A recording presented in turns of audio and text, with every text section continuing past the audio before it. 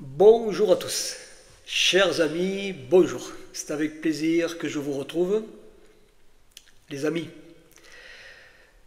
le message que je vous partage a pour titre Israël face à la haine du monde.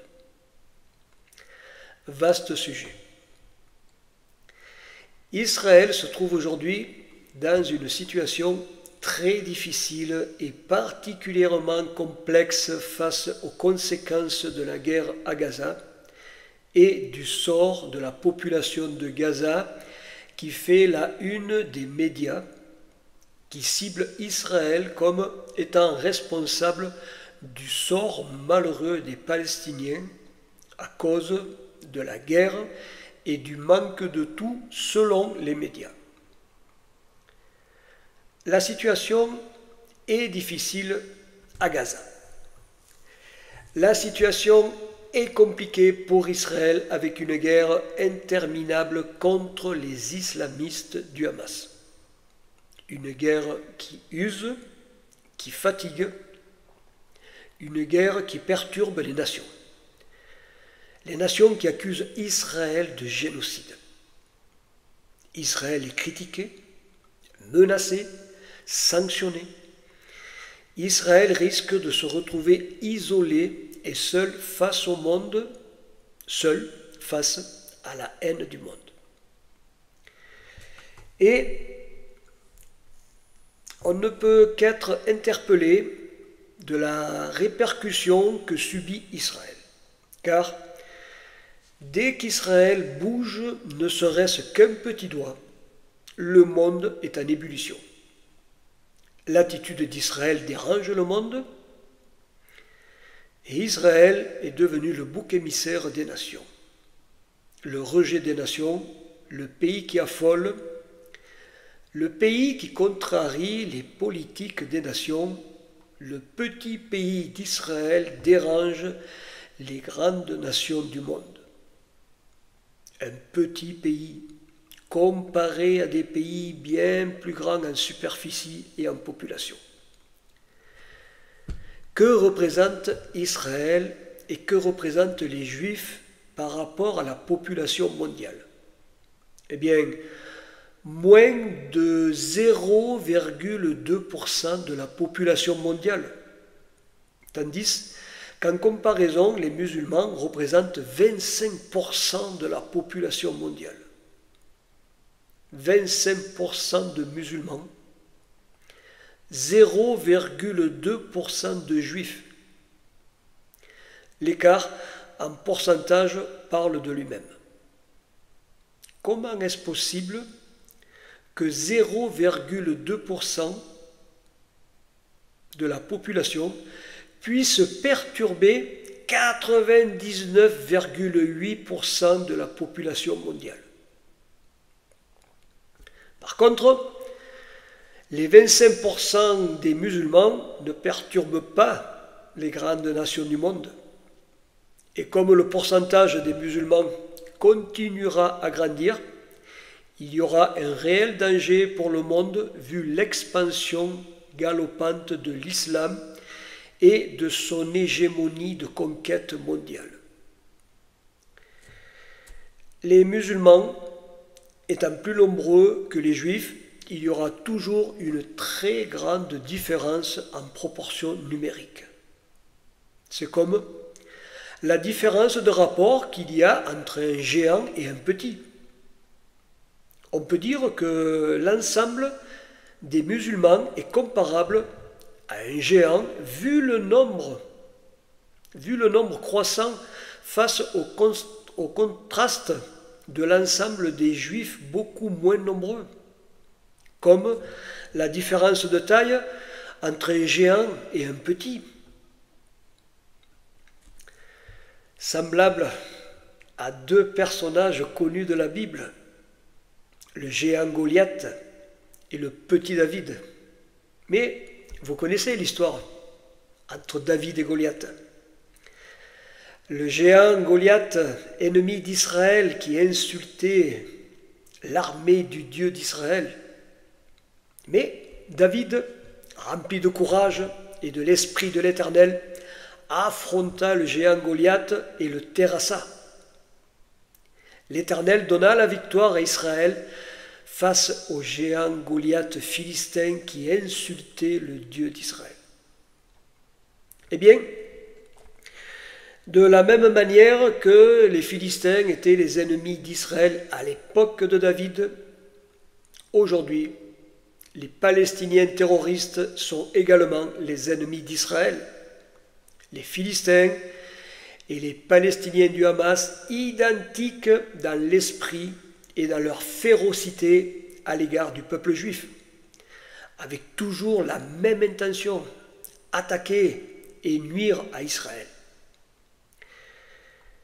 Des millénaires séparent l'époque des Philistins de l'époque des Palestiniens, mais les protagonistes sont comparables, avec la même cruauté, la même haine, la même violence, Hamas en hébreu. Les Philistins, ennemis d'Israël, ont disparu de l'histoire. Et aujourd'hui, les Palestiniens, ennemis et hostiles à Israël, font l'actualité. Mais vous savez que l'histoire se répète toujours. Alors, les ennemis d'Israël d'aujourd'hui disparaîtront également dans le temps de l'histoire à cause de leur violence et de leur haine envers le peuple de l'Éternel. Mais la majorité des nations accusent Israël de génocide. Et c'est frappant de voir comment les médias, des médias et des politiciens font une inversion de l'histoire selon comme cela les arrange. Israël est accusé de génocide à Gaza par des médias et par des dirigeants qui ne comprennent rien du tout à la situation que vit Israël. Alors qu'Israël fait le nécessaire pour épargner les populations et qu'Israël fait tout son possible pour sauver les otages retenus captifs dans les tunnels par les infâmes terroristes palestiniens.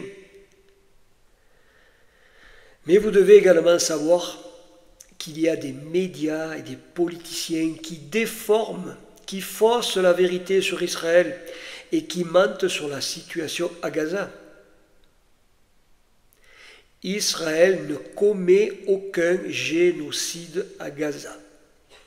Israël n'attaque pas la population palestinienne. Absolument pas. Israël fait tout son possible pour épargner les Gazaouis. Israël nourrit la population de Gaza. Tandis que le Hamas détourne et pille les camions de vivres et de ravitaillement afin de faire accuser Israël devant les médias et les instances internationales d'affamer la population. Ce qui est un mensonge du Hamas. Et c'est ce qui fait malheureusement l'affaire des médias et des politiciens antisémites de la planète. Israël n'affame personne. Israël se défend et livre une guerre contre les terroristes du Hamas. C'est le Hamas qui a soumis la population palestinienne à ce conflit, à ce désastre. C'est le Hamas qui a engagé la guerre et qui veut éradiquer Israël de sa terre. La responsabilité de cette guerre, comme les conséquences de la guerre et de la misère des Palestiniens, viennent du Hamas comme de tous ceux qui soutiennent la cause du Hamas en Europe et de par le monde. Les coupables sont les terroristes et tous ceux qui sont derrière eux, qui financent et qui arment ces démons sortis de l'enfer qui ne vivent que pour tuer et massacrer. Et c'est incompréhensible de voir comment une grande partie du monde occidental soutient des massacreurs d'enfants, des violeurs de femmes, des barbares qui décapitent, des assoiffés de sang, qui ne pensent qu'à répandre du sang et à brûler des humains, qui célèbrent la mort, leur divinité. Mais dans quel aveuglement, dans quelle folie se trouvent les Occidentaux qui soutiennent la cause palestinienne du Hamas? Ils sont sans discernement et sans intelligence, ceux qui défendent le Hamas, parce qu'ils défendent une cause abominable et abjecte. Dans l'Antiquité, des civilisations pratiquaient les sacrifices d'enfants et d'humains pour les offrir en offrande aux divinités païennes telles que les Baals, les Molochs, les Astartés. C'est ce que pratiquaient les peuples amoréens, cananéens qui habitaient la terre de Canaan à l'époque antique. L'Éternel avait ordonné à l'époque à Israël d'exterminer ces peuples idolâtres qui sacrifiaient des enfants dans le feu. Tout cela pour rendre un culte à leurs idoles démoniaques. Aujourd'hui, les Palestiniens du Hamas agissent de même avec les enfants et la population palestinienne, en les mettant devant eux comme des boucliers et en les envoyant avec des explosifs pour se faire exploser. Les Palestiniens du Hamas offrent des enfants et des humains en sacrifice à leur divinité. Et de plus, ils pensent rendre un culte à leur Dieu en tuant et en massacrant des Juifs. Et comme l'histoire se répète toujours, Israël est obligé de combattre pour protéger la vie contre ces infâmes démons qui aiment la mort plus que la vie. Israël défend la vie à tout prix. Et le Hamas défend la mort à tout prix. C'est une guerre entre la vie et la mort. Une guerre entre le bien et le mal. Une guerre entre la lumière et les ténèbres. Et Israël se trouve en danger face à l'hostilité du monde qui se coalise contre Israël.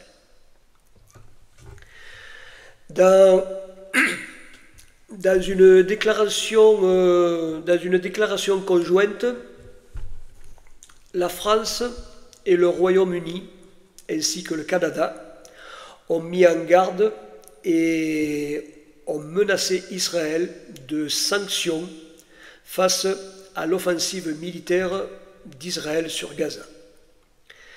L'Espagne appelle à faire pression sur Israël pour que Israël arrête la guerre. La Belgique également, la Norvège et tant d'autres pays en Europe qui font de même. Mais si Israël arrête la guerre sans détruire le Hamas, les attaques terroristes et les massacres contre la population israélienne continueront tant que l'organisation terroriste du Hamas ne sera pas totalement détruite. Il ne reste pas d'autre choix à Israël pour sa sécurité que de continuer la guerre contre le Hamas et de les éliminer complètement. Et il est invraisemblable de voir les nations occidentales se liguer contre Israël en acceptant les mensonges du Hamas, alors qu'Israël défend sa survie et qu'il lutte pour la préservation de la vie.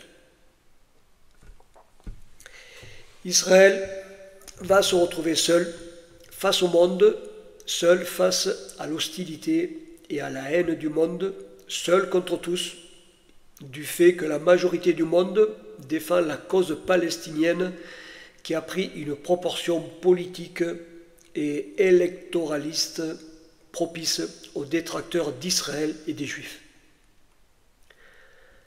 La, la propagande islamiste des frères musulmans est active dans toutes les sphères de la société et œuvre insidieusement à répandre sa doctrine comme de faire soutenir par les nations la cause palestinienne ainsi que la promotion de la solution d'un État palestinien sur le sol israélien, comme étant une légitimité à l'égard du peuple palestinien qui serait spolié selon les dires des islamistes, ce qui est un leurre, une tromperie, qui induit en erreur quiconque se laisse prendre à la séduction des frères musulmans, qui, par leur entrisme, propagent leur enseignement à la sphère politique, au domaine scientifique, au cadre de l'éducation, à l'espace médiatique et au monde religieux. La cause palestinienne est une séduction, un envoûtement, un endoctrinement qui sert de propagande aux islamistes et à tous les antisémites. Mais ils ne savent pas et ils ne connaissent pas la parole de l'Éternel, ni son accomplissement prophétique qui se réalise par l'actualité. Car la situation au Moyen-Orient confirme les prophéties de la Bible. Ce qui se passe à Gaza, l'avenir de Gaza, tout cela est dans la parole de l'Éternel. On va faire une première lecture dans le livre du prophète Sophonie au chapitre 2 du verset 4 au verset 10. Car Gaza sera abandonnée, Ascalon sera réduite en désolation, Asdod sera chassé en plein midi, Écron sera déraciné, malheur aux habitants du bord de la mer, à la nation des Kérétiens, la parole de l'Éternel est contre vous, Canaan, pays des Philistins. Je te détruirai, tu n'auras plus d'habitants. Le bord de la mer deviendra des pâturages, des packages pour les bergers et des parcs pour les troupeaux. Ce bord de la mer sera pour le reste de la maison de Juda. C'est là qu'ils feront paître leur bétail. Ils feront leur gîte du soir dans les maisons d'Ascalon. Car l'Éternel, leur Dieu, interviendra pour eux et il ramènera leurs captifs. J'ai entendu les injures de Moab et les blasphèmes par lesquels les Ammonites déshonoraient mon peuple et s'élevaient contre ses frontières. C'est pourquoi je suis vivant, oracle de l'Éternel des armées, le Dieu d'Israël. Ainsi Moab sera comme Sodome, et les Ammonites comme Gomorre, un lieu couvert de mauvaises herbes, une mine de sel, une désolation pour toujours. Le reste de mon peuple les pillera, ce qui subsistera de ma nation en héritera. Cela leur arrivera pour leur orgueil, parce qu'ils ont jeté le déshonneur et se sont élevés contre le peuple de l'Éternel des armées. Gaza sera abandonné, c'est ce que dit la parole de Dieu. Et dans le texte, on voit que le texte parle des Ammonites, de Moab. Bien tout ça, c'est la partie de la Cisjordanie et qui va même beaucoup plus loin vers la Jordanie.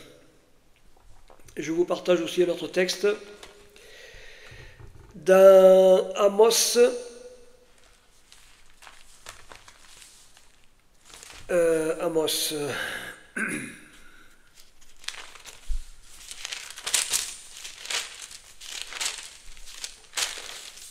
Amos chapitre 1, versets 6 à 7. Ainsi parle l'Éternel, à cause de 3 crimes de Gaza, même de 4, je ne révoque pas mon arrêt, parce qu'ils ont déporté tout un peuple pour le livrer à Édom, J'enverrai le feu contre la muraille de Gaza et il en dévorera les donjons.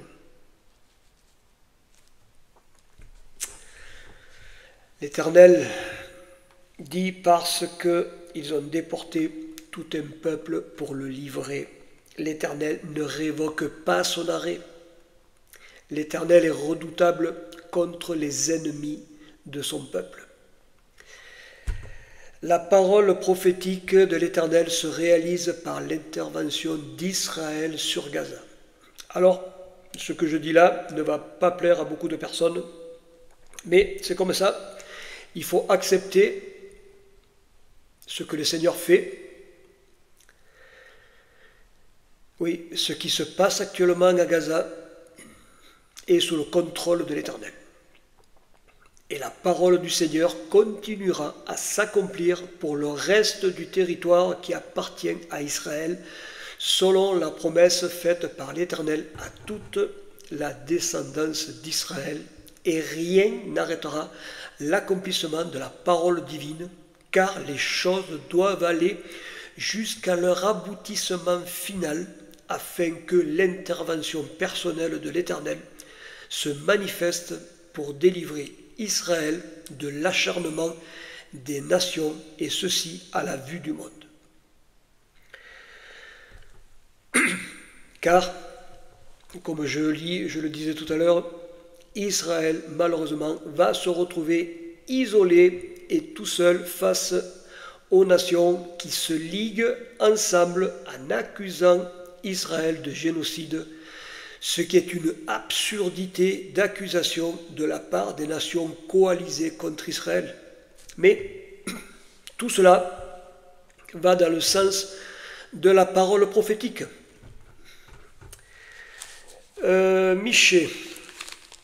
Michée, chapitre 4, versets 11 à 12. Écoutez ce que dit le Seigneur. Maintenant, des nations nombreuses se sont rassemblées contre toi. Elle est dans la souillure, disent-elles. Nos yeux se fixent sur Sion, mais elles ne connaissent pas les pensées de l'Éternel. Elles ne comprennent pas ses desseins. Elles ignorent qu'il les a rassemblées comme des gerbes dans l'air. Les nations ne connaissent pas les pensées de l'Éternel. Elles ne comprennent pas les projets de l'Éternel. L'acte final se met en place et comme l'histoire touche à sa fin, Israël sera pratiquement délaissé et seul face à la haine du monde, dépourvu de toute empathie de la part des nations. Nulle part dans l'histoire humaine, il n'est fait mention d'un si grand mépris et d'une si grande haine envers un peuple, envers un pays, si ce n'est envers le peuple juif et le pays d'Israël.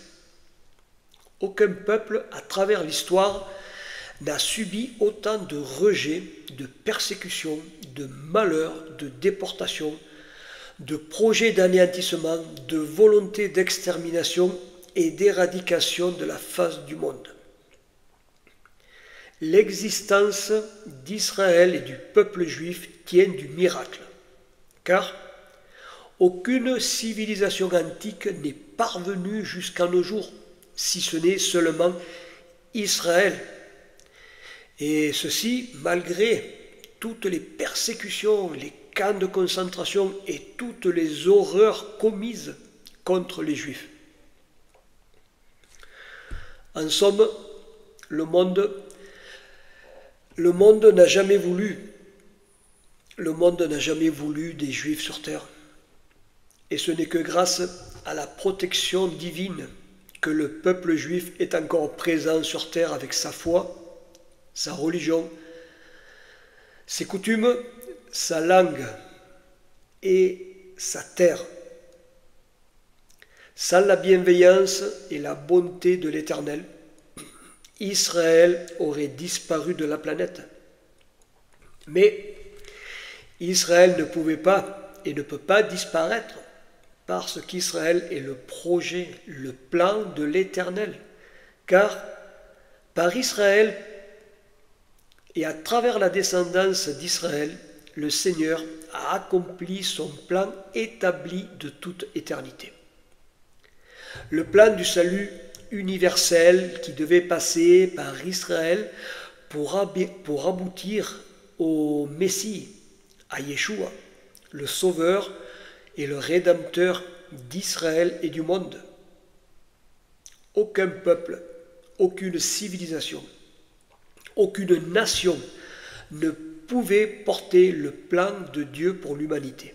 Seulement Israël, le peuple choisi, le peuple élu, pouvait porter la parole de l'Éternel, la parole du Créateur des cieux et de la terre.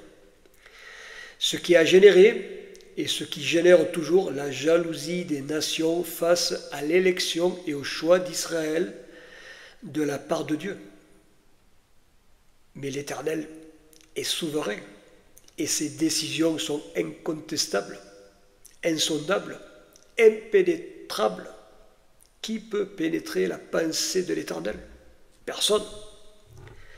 Si ce n'est l'Esprit de Dieu, l'Esprit Saint, l'Esprit de vérité et de sainteté. Dans aucune civilisation, dans aucune religion, dans aucun peuple, il n'a jamais été fait mention d'un Messie qui viendrait accomplir la rédemption du monde, le rachat de l'humanité et le salut du monde. Pour quiconque croit, cela n'existe nulle part dans l'histoire, si ce n'est dans le peuple juif, dans la Torah, dans les prophètes d'Israël et dans les psaumes. C'est ce qui a fait que le peuple juif est à part des nations, et que les Juifs ont été en danger de disparaître à cause du salut, du Messie sauveur qu'ils portaient en eux.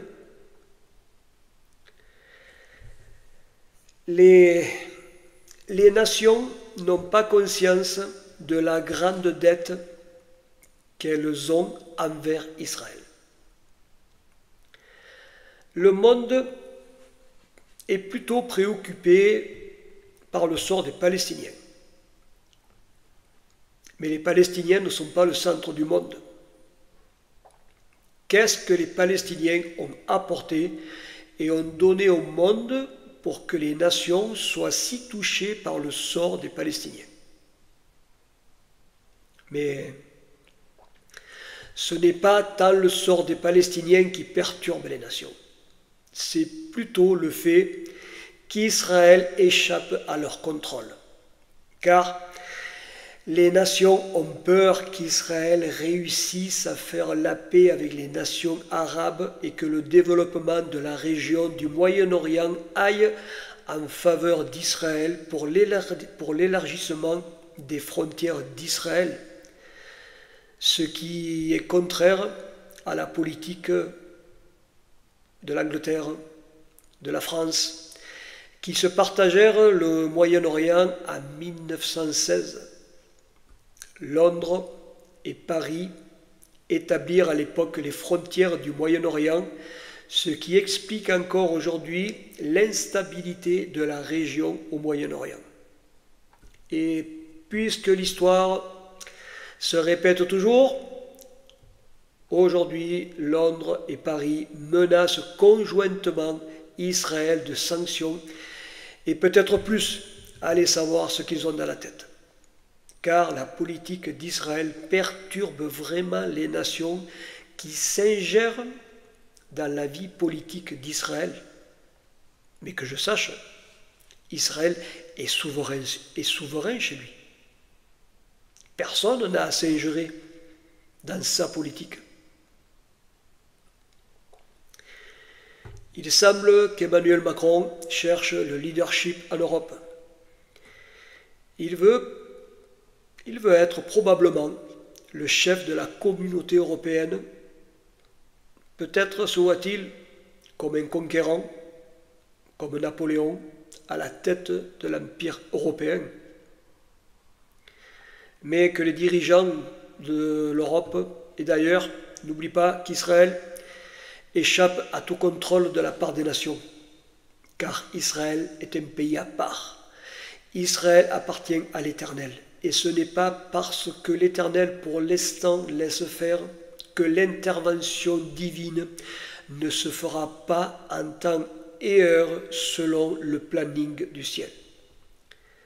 Que les dirigeants ne s'imaginent pas que l'Éternel va rester les bras croisés face aux menaces que font peser l'Angleterre et la France, comme les menaces de l'Espagne et des autres pays européens, sans compter le reste des nations hostiles à Israël.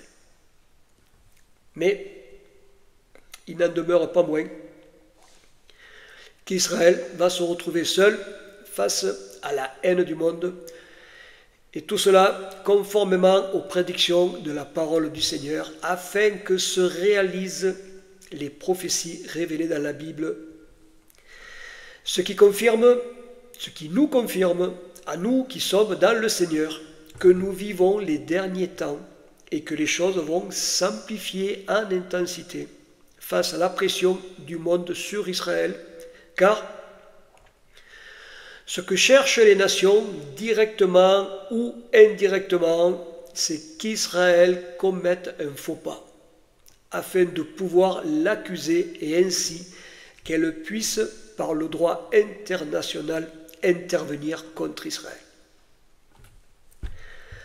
Comme le dit le Seigneur dans Zacharie 14, au verset 2, « Je regrouperai toutes les nations à Jérusalem pour le combat. »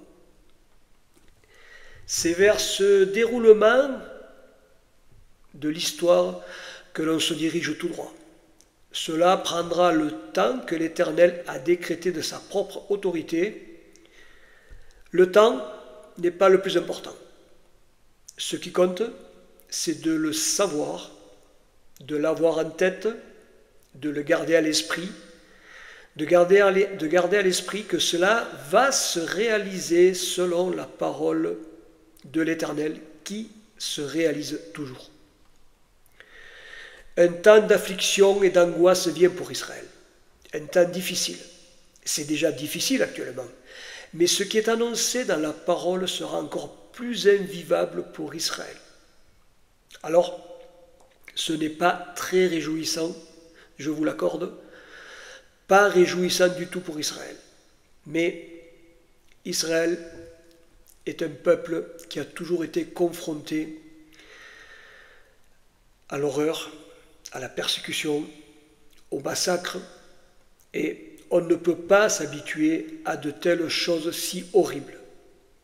Mais Israël est un peuple qui a une grande capacité de résilience, un peuple résistant, un peuple qui a de la force, un peuple endurant, un peuple rempli de courage. Israël a traversé des millénaires. Israël a résisté à des empires qui n'existent plus. Israël a survécu à la Shoah et au camp d'extermination. Israël est revenu sur sa terre promise après 2000 ans d'exil. Israël est devenu un pays riche en innovation, une nation puissante et convoitée. Israël est un miracle vivant de l'Éternel à la face du monde. Israël est le champion de Dieu sur terre. Israël combat pour la vie. Israël combat pour l'Éternel contre les ennemis de l'Éternel.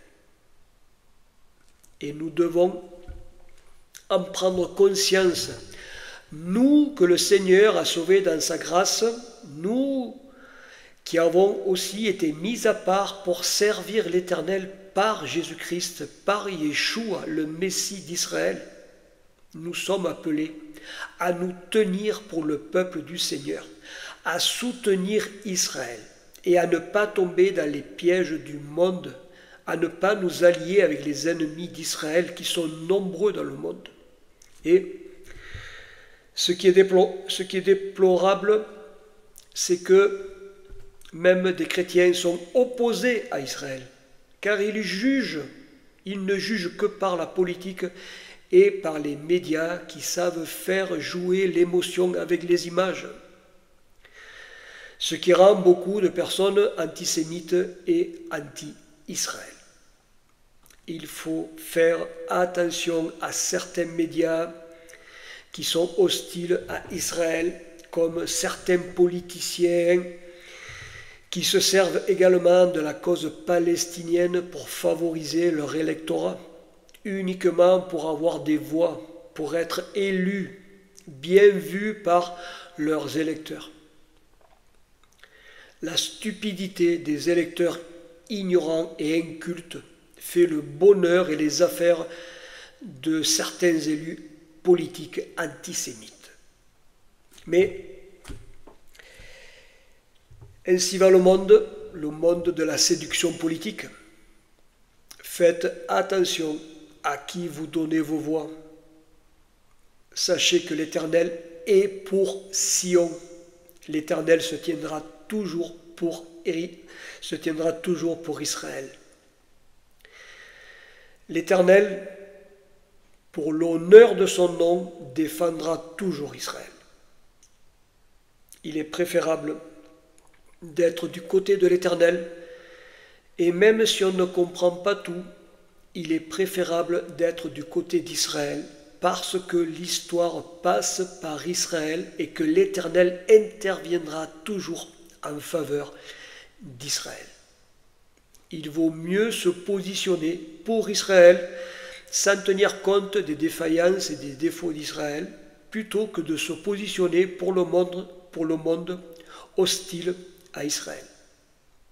Car ce n'est pas à nous de juger Israël, le seul qui peut le faire se nomme l'Éternel.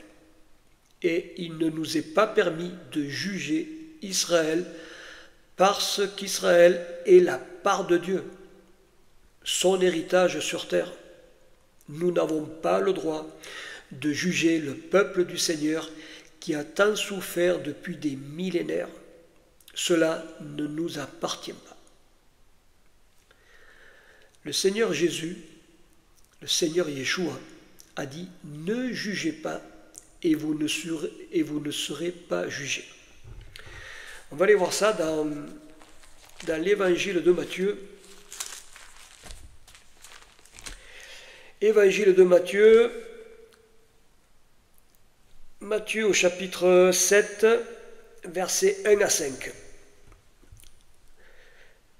Le Seigneur Jésus parle et dit « Ne jugez pas, afin de ne pas être jugés.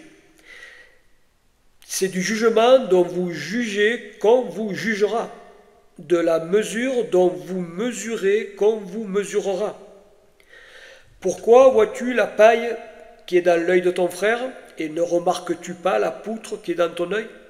Ou comment dis-tu à ton frère « Laisse-moi ôter la paille de ton œil » alors que dans ton œil il y a une poutre? Hypocrite, ôte premièrement la poutre de ton œil, et alors tu verras comment ôter la paille de l'œil de ton frère. Vous voyez, il faut faire attention avant de juger, avant de prononcer un jugement contre quelqu'un et, à plus forte raison, contre Israël, le peuple, la prunelle de l'œil de Dieu. Il ne faut pas prendre à la légère la parole du Seigneur parce que on sera jugé selon nos paroles. C'est du jugement dont vous jugez qu'on vous jugera, de la mesure dont vous mesurez qu'on vous mesurera. Dans le livre de la Genèse, au chapitre 15 et au verset 14, l'Éternel dit « Je jugerai la nation dont ils auront été esclaves », en parlant des Juifs en esclavage. Si l'Éternel juge la nation dont Israël a été esclave par le passé, qu'en sera-t-il des nations qui empêcherait Israël de rester libre sur sa terre. Nous sommes dans un temps où les nations se consultent pour prendre une décision conjointe contre Israël. Nous avons déjà la France, l'Angleterre, le Canada, l'Espagne, la Belgique, la Norvège et tant d'autres. Dans la Bible, il y a un psaume qui décrit justement la situation actuelle sur l'intention des nations au sujet d'Israël. C'est le psaume 83. On va aller voir le psaume 83.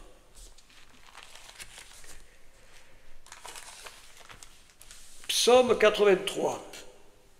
Cantique d'Asaph. Asaph, c'était un chantre à l'époque du temple, à l'époque du roi David. Psaume 83. Ô Dieu, ne reste pas dans le silence, ne te tais pas, et ne demeure pas tranquille, ô Dieu, car voici que tes ennemis s'agitent. Ceux qui te haïssent lèvent la tête. Ils forment contre ton peuple des projets pleins de ruses et tiennent conseil contre ceux que tu protèges. Venez, disent-ils, faisons-les disparaître en tant que nation et qu'on ne se souvienne plus du nom d'Israël. Ils tiennent conseil, tous d'un même cœur. Ils concluent une alliance contre toi, les tentes d'Édom et les Ismaélites, Moab et les Agaréniens, Gebal, Ammon, Amalek, les Philistins avec les habitants de Tyr. La Syrie aussi se joint à eux. Elle prête son bras aux fils de Lot. Traite-les comme Madian, comme Sisera, comme Yabin, au torrent de Kishon. Ils ont été détruits à Endor. Ils sont devenus du fumier pour le sol. Traite leurs nobles comme Horeb et Zeb, et tous leurs princes comme Zeba et Tsalmouna, eux qui disent « prenons possession des domaines de Dieu ». Mon Dieu, rends-les semblables au tourbillon, au chaume qu'emporte le vent, comme le feu brûle la forêt, comme la flamme embrase les montagnes. Ainsi poursuis-les de ta tempête, épouvante-les par ton ouragan. Couvre leur face d'ignominie, afin qu'ils cherchent ton nom, ô Éternel, qu'ils soient honteux et épouvantés pour toujours, qu'ils rougissent et qu'ils périssent, qu'ils reconnaissent que toi seul, dont le nom est l'Éternel, tu es le Très-Haut sur toute la terre. Dans ce psaume, vous les avez tous. Vous avez les Palestiniens, le Hamas, vous avez le Hezbollah du Liban, vous avez tous les pays d'alentour d'Israël, et vous avez Édom, qui est l'Occident. Ils tiennent conseil tous d'un même cœur. Ils concluent une alliance contre toi. C'est ce qui est en train de se vivre aujourd'hui. Les nations européennes tiennent conseil. Tout ça pour faire plaisir aux frères musulmans, pour sanctionner Israël. La situation est critique. La situation internationale est critique pour Israël. Même Donald Trump agit avec ambiguïté envers Israël, lui tourne le dos, on ne sait pas trop où il va. L'Europe exige l'arrêt de la guerre à Gaza sous peine de sanctions. Israël est en difficulté à cause de l'accusation de génocide envers les Palestiniens. Le Hamas a piégé Israël en tournant l'attention du monde vers les Palestiniens, considérés comme des victimes innocentes, sans défense, face à la puissance militaire d'Israël. Les dirigeants internationaux estiment que la réponse militaire d'Israël est disproportionnée face aux Palestiniens. Mais Israël ne fait pas la guerre à la population de Gaza. Israël fait la guerre aux terroristes qui se cachent dans des tunnels sous Gaza et au milieu de la population gazaoui, ce qui n'arrange pas les choses et qui complique la guerre. Et comme Israël veut en finir avec le Hamas, ce qui est compréhensible, normal et juste. Israël doit aller jusqu'au bout pour sa sécurité, pour sa survie et pour libérer les otages qui restent encore en vie et pour ramener les corps des otages tués afin qu'ils puissent être enterrés dignement pour que les familles puissent faire leur deuil. Mais les nations vont tout faire pour empêcher Israël d'en finir avec le Hamas, ce qui va rendre la situation très complexe, difficile à comprendre pour ceux qui ne sont pas dans la parole du Seigneur. La situation de guerre ainsi que la pression que subit Israël de la part des nations sont des signes marqueurs des temps de la fin et de la rédemption d'Israël. Car c'est par cette situation complexe que l'Éternel révèle à son peuple que c'est le moment de se tourner vers lui et d'accepter le Messie, son Messie, Yeshua, car le temps de la rédemption pour Israël approche. Et l'Éternel se sert de la pression internationale pour qu'Israël cherche appui et refuge dans le Seigneur l'Éternel et non dans les alliances humaines. L'Éternel veut qu'Israël cherche refuge en lui. Israël doit se retrouver seul face à la pression du monde, seul, sans recours des nations, sans secours des nations, pour qu'Israël se tourne vers l'Éternel et pour qu'Israël implore le Seigneur de venir à son secours afin que l'Éternel délivre Israël des nations qui s'assembleront contre Jérusalem pour la guerre. Dans le livre de Zacharie,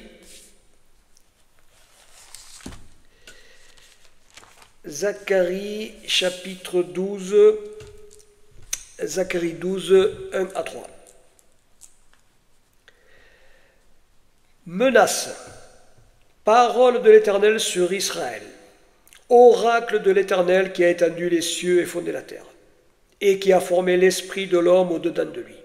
Voici que moi-même je fais de Jérusalem une coupe d'étourdissement pour tous les peuples d'alentour. Quant à Juda, ce sera pendant le siège de Jérusalem. En ce jour-là, je ferai de Jérusalem une pierre lourde à soulever pour tous les peuples. Tous ceux qui la soulèveront seront gravement meurtris, et toutes les nations de la terre s'assembleront contre elle. C'est l'Éternel. Tout cela vient de l'Éternel. C'est l'Éternel qui fait de Jérusalem une coupe d'étourdissement pour tous les peuples d'alentour. La délivrance finale du peuple juif passe par la guerre à Jérusalem. La guerre est inévitable. Et ce n'est pas réjouissant du tout, car personne ne désire la guerre.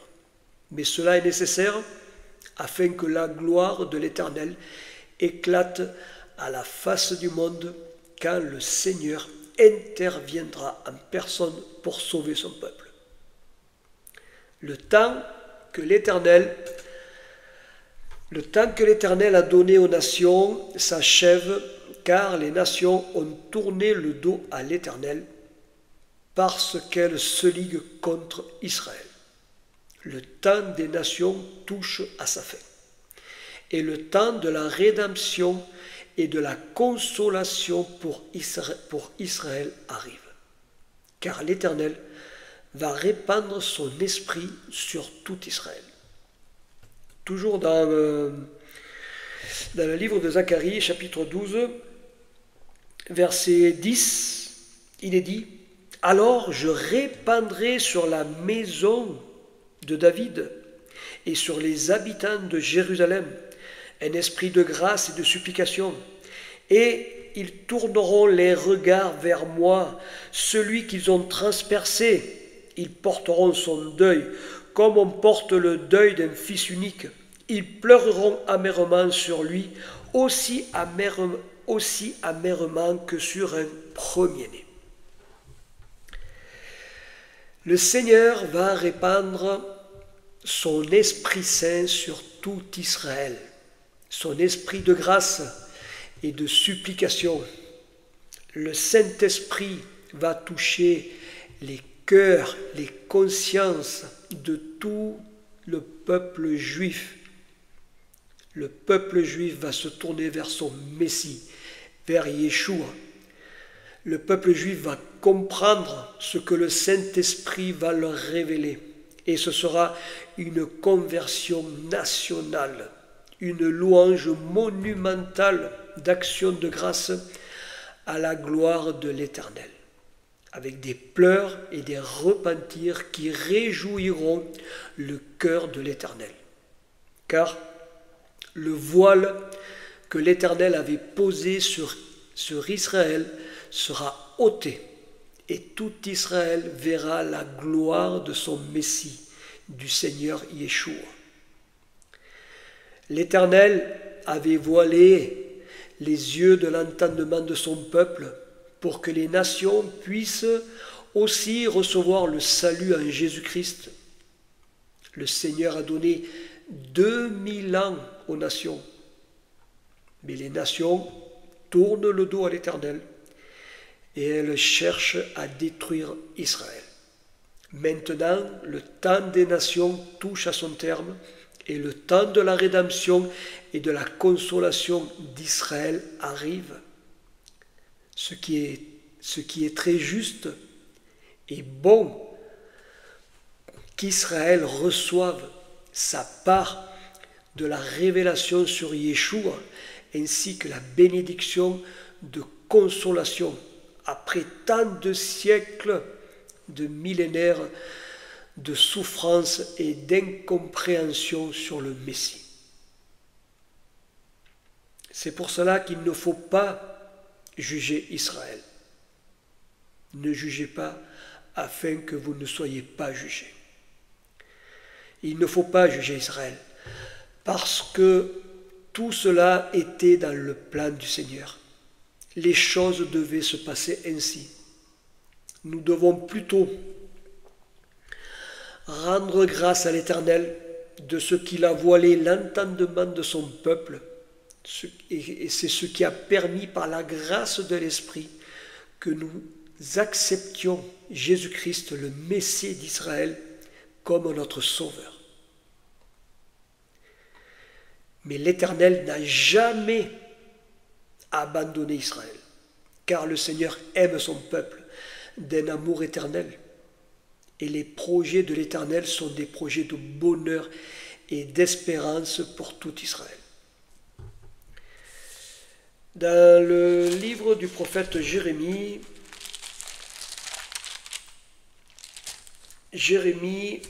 au chapitre 31, versets 3 et 4. De loin, l'Éternel se montre à moi.